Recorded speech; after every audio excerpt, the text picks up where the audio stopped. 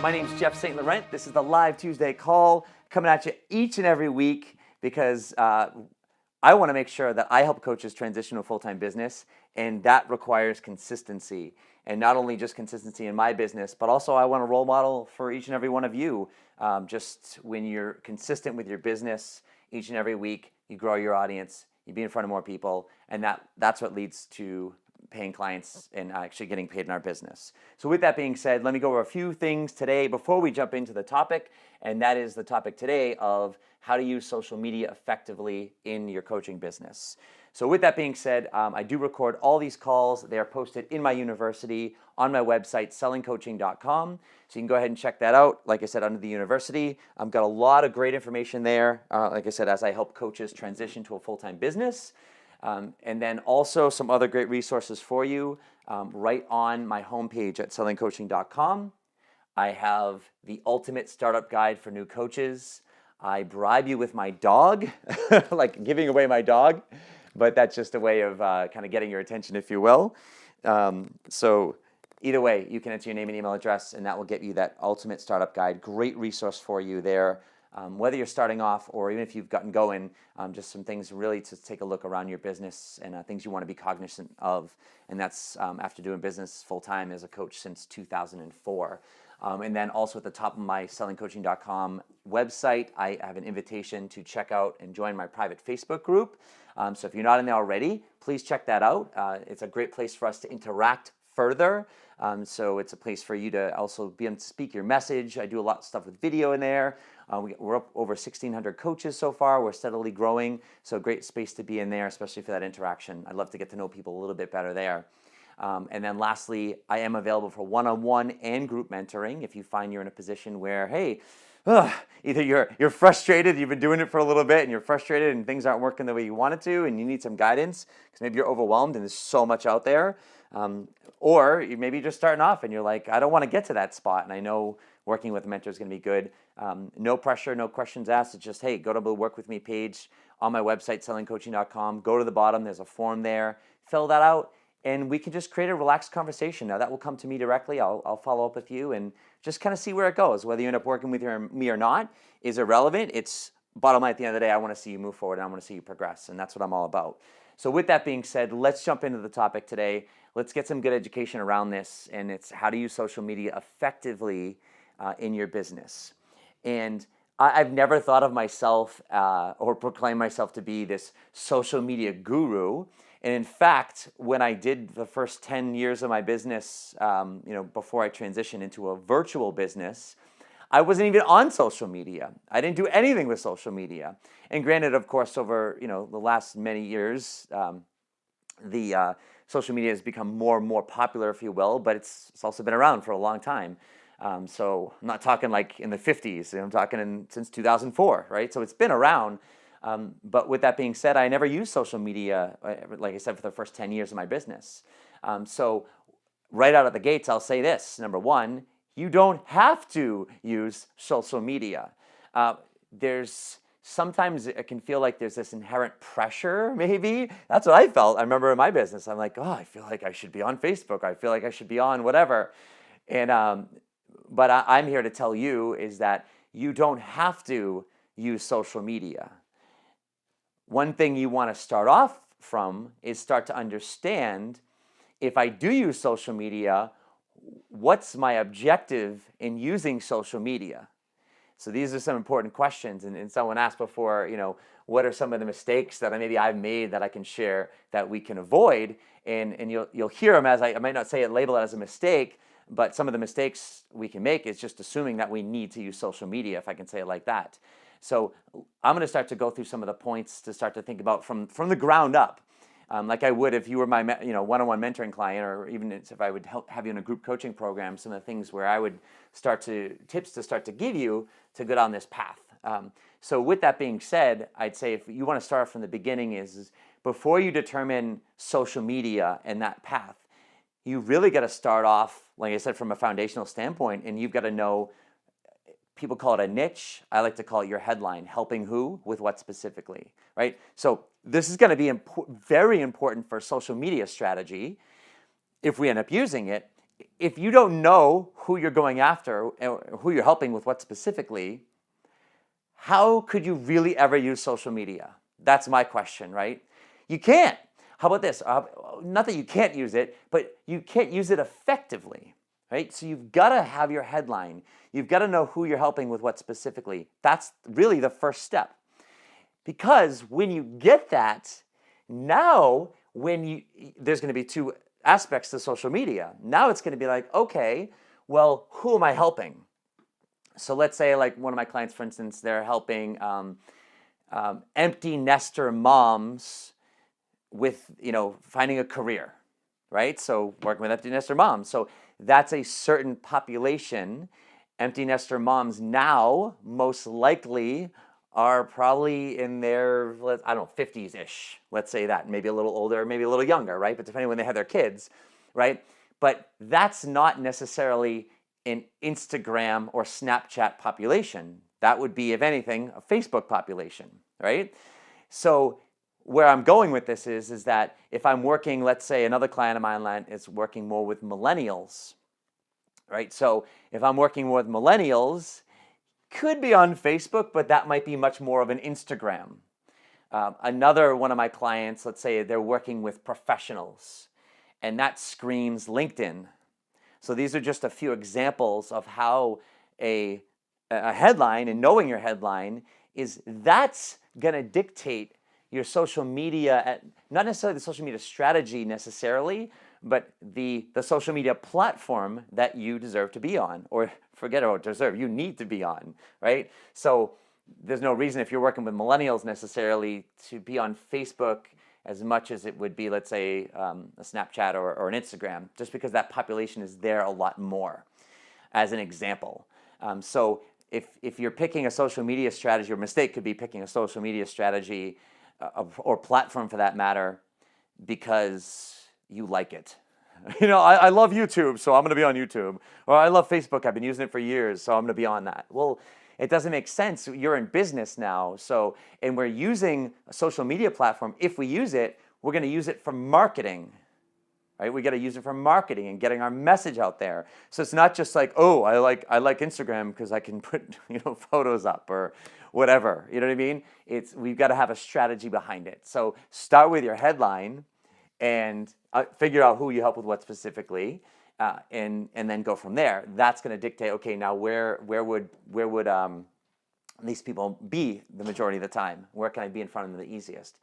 The next aspect to this, if I'm working from the ground up, is I'm thinking, well, this is all marketing stuff. This is like I say, I help coaches transition to a full-time business, but I always go back to the selling and marketing aspects, right? Because that's what's allowed me success since 2004, full-time. So this is the marketing and selling aspect, is how are we going to sell ourselves and create value, well, how do I want to do my business? So in other words, when I say that is like I said, for the first 10 years of my business, I didn't use social media at all.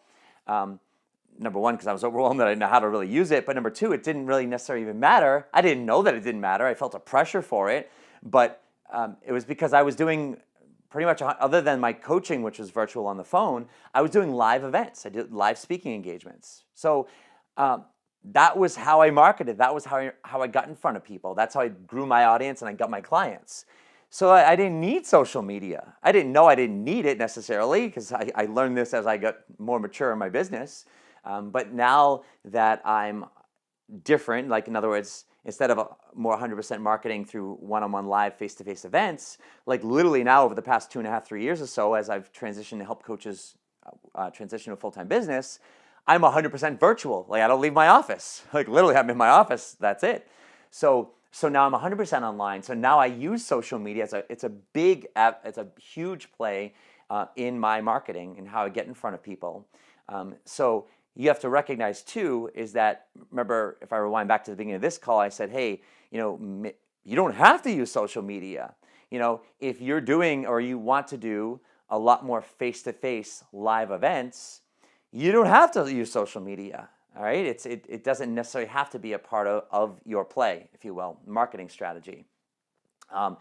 If you're doing a hybrid version, maybe you're doing some of that, maybe doing some marketing online using social media, or you're 100% virtual, if that's where you want to be, one thing you have to recognize is, if I go back to that headline, helping who with what specifically, if you're going to use social media, here's the thing. You cannot be vague. You cannot help the world do everything better. Right? Like, I help everyone in the world do everything better. That's my headline. You could do something offline, face to face, because you can get in front of people, and whatever you talk about, they're going to like what you're saying. Like, I did that, right? I was a lot more general. I didn't have a headline or a niche when I started off, when I was doing face to face stuff. So you can get away with being broader if you're doing live events. But if you're online, especially using social media, everything, the competition, not with coaches. I want to make it clear, it's not with other coaches, because I hear a lot of coaches that come to me and I interact with my clients. They're like, "Oh my God, the market's so saturated with coaches." I'm like, no, it's not. Like, you think it's saturated because you're in a lot of coaching circles with maybe a school you went to or are going to, or coaching groups on, if let's say Facebook as an example. So all the ads you get on your news feed, let's say on Facebook, or the notifications you get, it's all coaches, right? So you think the world's saturated with coaches, but not everybody out there is saturated with coaches. Like, they might not even know a coach. Most people don't even know what coaching is. And if you said, "What's coaching?" they're like, "I don't know, an athletic coach for a team." Like, that's where the population is. So number one, you have to recognize it's not a saturated market. But what is saturated is, or competitive online, on social media and just online in general, is it's very competitive for people's attention. Very competitive. And if you're going to get people's attention, you can't help the world or everybody in the world do everything better, right? You need to get really uber specific. Like I say, I help coaches transition to a full-time business.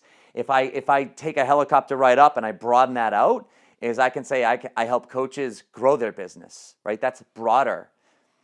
On a more narrowed zoom, like if I can zoom in the most, I help coaches transition to a full-time business, focusing on the aspects of selling and marketing, right? That's really, see how that separates me from ideally everybody else, right? Like, I want to be not only just working with a coach, but transition specifically to a full-time business, and specifically I want to be that selling guy, right? So broader from that is just helping coaches transition to a full-time business. Go broader from that, it's helping coaches grow their business. Even broader from that is I help entrepreneurs grow their business. Because see, now I'm pulling away. And then even broader from that, it was like, I don't even know what broader from that would be. I'm just starting to help people in business. You know what I mean? And we kind of brought out from there.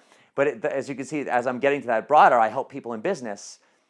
If you as a coach listening to this call right now, if you saw me and some headline around I help people grow their business versus I help coaches transition to a full-time business, focusing on the aspects of selling and marketing, knowing what your needs are, who are you going to gravitate towards, right?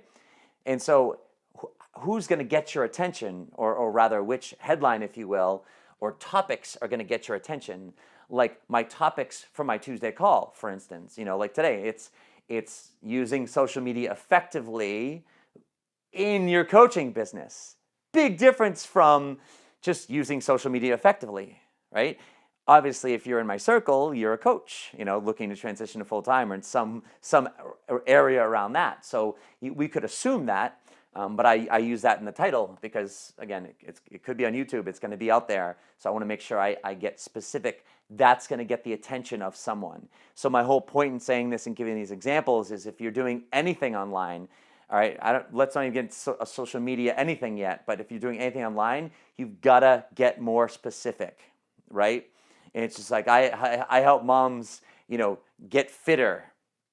And it's like, no, how about I help moms get, lose their baby weight after they have their baby using kettlebells. It's like, now I'm getting really, really specific.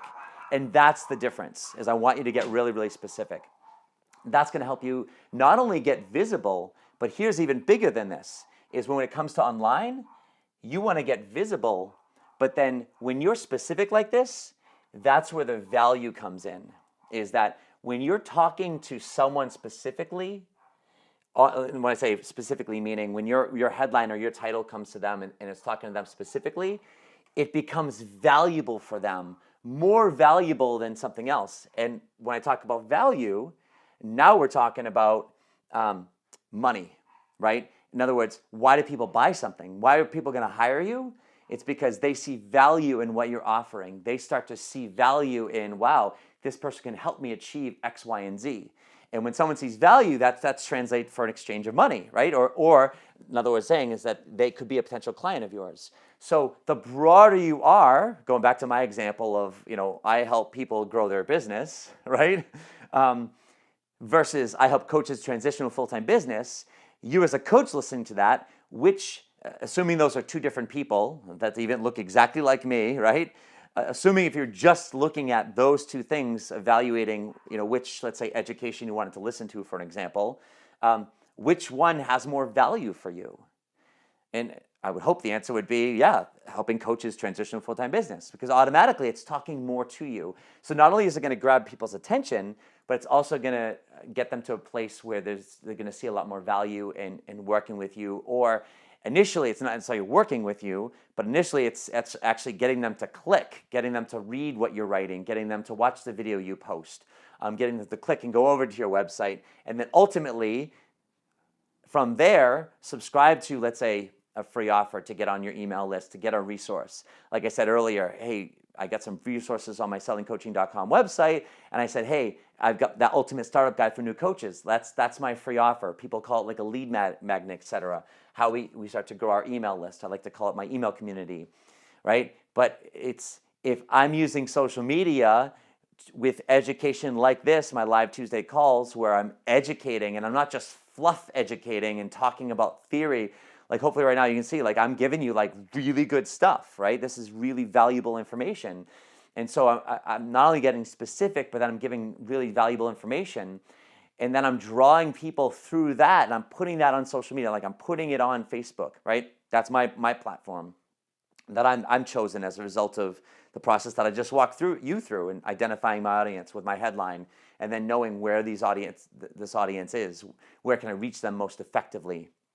But then from there, as I'm delivering valuable information, but then we have to remember, whatever social media strategy we're using, ultimately it's driving everybody back to our website, and that's where on our website, like for instance, if you go to sellingcoaching.com, the first thing you're going to see, I mean, you might see a few things, but at some point it's going to be very hard not to see right away my picture and then my headline, helping coaches transition to a full-time business.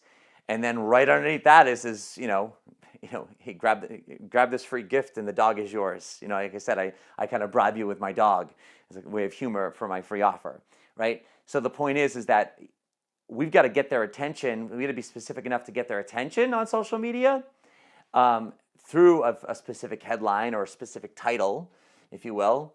And then ultimately deliver some great information where they go, wow, this is really good stuff. And then once they get like, wow, this is really good stuff, then ideally we're getting them back to our website, which that's where we've got to get specific. And we've got to keep our headlines, we've got to keep our titles around what we're doing, let's say for different videos and things like that. We got to get to the point where, like I mentioned, my Live Tuesday calls and the titles there. We've got to get to the point where we have our titles that are driving people specifically. And it's harder to get specific on a free offer. Obviously, for like a topic of a title for something like this, as an example, it's much harder to get specific also if you don't have a well-defined headline, meaning if you don't really know who you're helping with what specifically. Because if you're talking to too broad of an audience, then how do you narrow it down, right? How can I narrow down a call topic of how to use social media effectively for coaches? Because if I knew that there were network marketers on here, and there were realtors on here, and there were coaches, and there were, you name another entrepreneur, right, type of thing, well, I'm going to have to be a lot more broad with what we're talking about, because everything's not going to apply to everybody. So my information now becomes watered down, if you will. Doesn't mean it's not valuable. It's less specific for you as a coach, for example. So again, that's what that means, is it's watered down. So it's not as valuable as if I'm speaking specifically to coaches. So these are all important factors going into your social media in terms of, well, do I even use social media? Going back to, am I marketing virtually or if I'm going face-to-face? And if I'm going face-to-face, why do I even need to use social media? Even though maybe you feel like I should because it's so popular and everyone's on it. And I'm not saying you shouldn't, I'm just saying it doesn't mean you have to. That's a real big thing. And especially if you get overwhelmed with it, it's like, well, don't start with it. If you're not going to do virtual marketing and anything like that, and you're going face-to-face, then just do face-to-face stuff and start to use it where it's needed in terms of communication and interacting with people, right? So that's one aspect. But then when it comes down to this is, once we've established all that, obviously I'm showing you how very important our headline is and understanding that and how that really determines, our headline really determines everything in our business, right? And we go on from there, as you're seeing. But now, once we get to that spot, I talked about, picking a social media platform based on that headline. So now once you're there, let's say, okay, Jeff, I've done my headline. I know who I'm helping with what specifically, and now I've chosen a platform based on that. One thing I'll say here is when you choose a platform, like as an example, I help coaches, as I said, right? So I chose Facebook.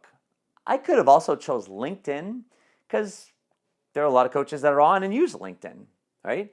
I could have also used YouTube. I could have used probably Instagram as well. It doesn't mean that coaches aren't there. It's just, and also for you, if you pick, once you find your audience, it doesn't mean that they're just going to be on one platform, right? There's going to be a hybrid. They're going to be used on different platforms. Like I said, my example with millennials as an example. It doesn't mean millennials aren't on Facebook. It just means that they might much more likely be on a Snapchat or an Instagram as an example. So when you're dealing with, I've got some choices, or there's 2 or 3 even choices out there, my advice for you would be pick one. And so there's a tendency of, oh my God, there's social media, and I'm going to be on, maybe not everything, but on, I'm going to be on Twitter, and I'm going to be on this and that. So don't be on everything. Be on one thing. And when I say one thing, is one platform, which is you're primarily using. So like if you're going after professionals, don't be on LinkedIn and Facebook. Like be on LinkedIn and just freaking blow up LinkedIn. Just blow it up. Understand and study LinkedIn and just be the man or the woman on LinkedIn, right? I chose Facebook, right? I'm blowing up Facebook, whatever that means for me, right? And I want to be the man on Facebook, helping coaches transition to a full-time business. I want to dominate the selling market. Like I want to. That's my bigger goal, right? If there's any coach out there, ultimately over enough time, I want them to, through word of mouth, through whatever, they hear about me, and even if they're not on Facebook, but that's the platform I'm blowing up, where I want to have the presence on, is say, this is where you find me, and if you want help with this, going full-time, and especially around selling coaching, Jeff St Laurent's the man. There's no one else. Or there might be other people, but why would you even bother? Because he's the man, right? So that's where I want you to be, is find the platform and blow it up and be the man or the woman on that platform. Be that go-to person. Have a direct, like that's where people find you. Like if they hear about you and they're on LinkedIn, it's like, wait, I'm on Facebook. Like this is where you can find me. I've got my page here. I've got my group here. That's where I'm at. So if you're on LinkedIn, be on LinkedIn. I'll parallel it to having a headline or a niche, in other words, right? I help who with what specifically.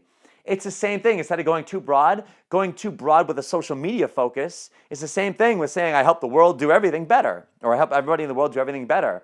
That's like saying, oh yeah, I use every social media platform. It's like, how can you do that effectively? How could you ever get any ground or have any reach if you're using too many different platforms? You're like, oh well, Jeff, I use this program and this software, and when I do this, it pushes it to all these sites, all these social media platforms.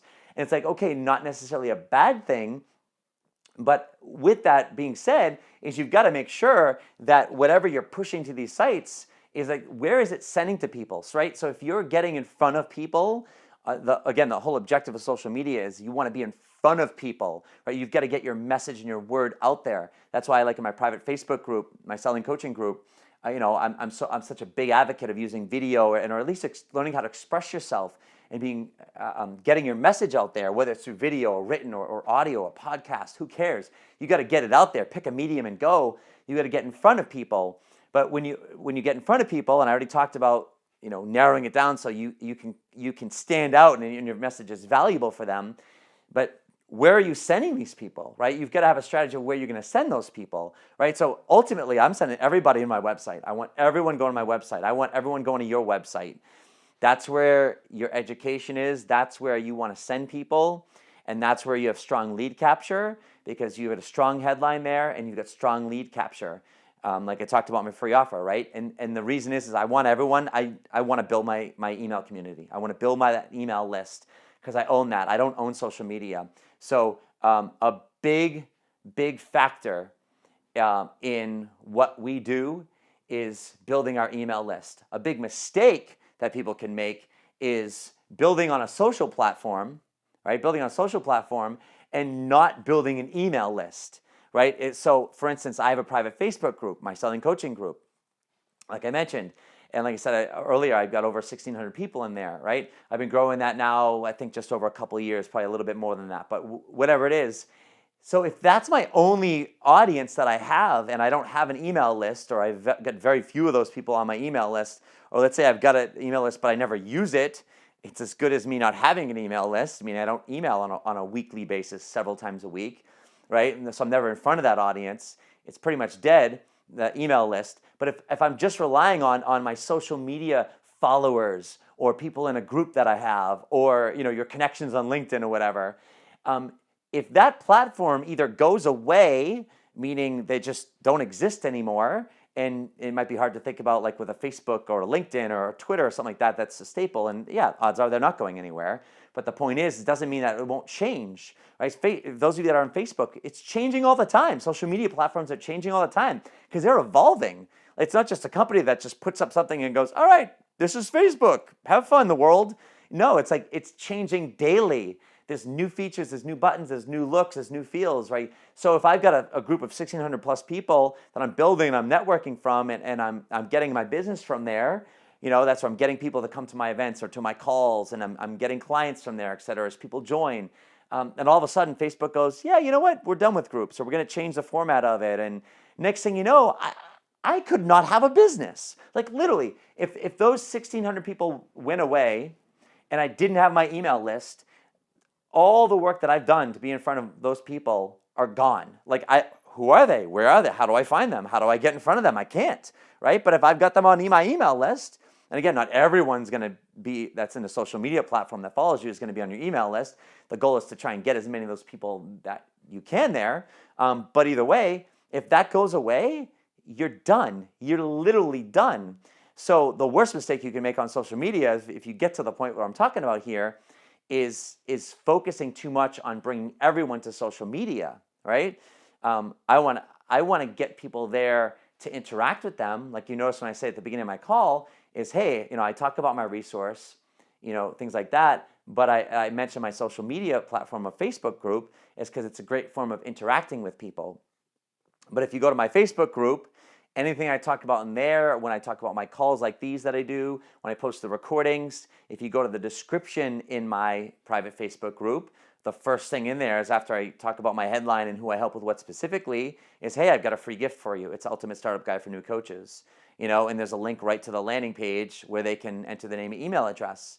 Like I said, not only does that get them that great guide that I offer, but it also puts them on my email community. And that's why they can start to learn not only from the content I share there, letting them know about the calls to see if they're interested in coming to things like this, but also they can start to study how I use email. I always tell people when I work with them, get on my email community, get on my email list. Yeah, get my free offer, get that great resource, but get it on so you can start to see how I use emails. I send 3 emails a week consistently every single week, 24/7, 365/7, whatever that means, 365 days a year, right? 3 emails a week, Monday, Tuesday, Friday. Like that's my structure. Like that's what I help coaches when I work with you one-on-one. I help you come up with your specific marketing structure, everywhere from the email marketing, live events, and even social media, right?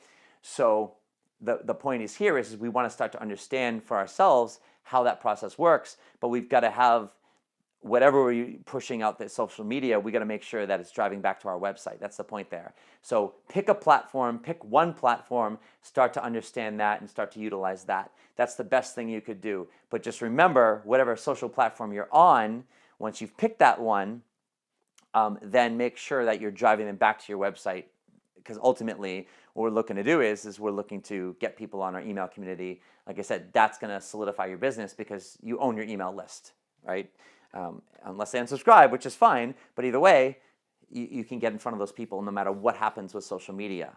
And email is a huge, huge piece that we want to have there.